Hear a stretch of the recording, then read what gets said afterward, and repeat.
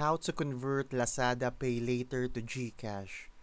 I'm going to tell you if it's possible to convert Lazada Pay Later to Gcash. Lazada Pay Later is meant for purchasing items on Lazada, not direct cash withdrawals. However, some users use workarounds to convert their credit into cash. One common method is buying a digital product like e-wallet top-ups or gift cards from a trusted seller that allows cash-out options.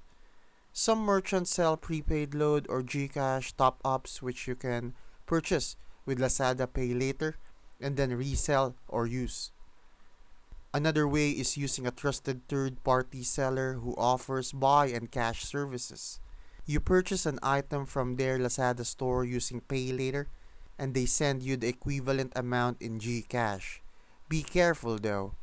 This method isn't officially supported by Lazada, so watch out for scams. Always check the fees and interest rates before using any workaround and make sure to pay your Lazada Pay Later bill on time to avoid penalties.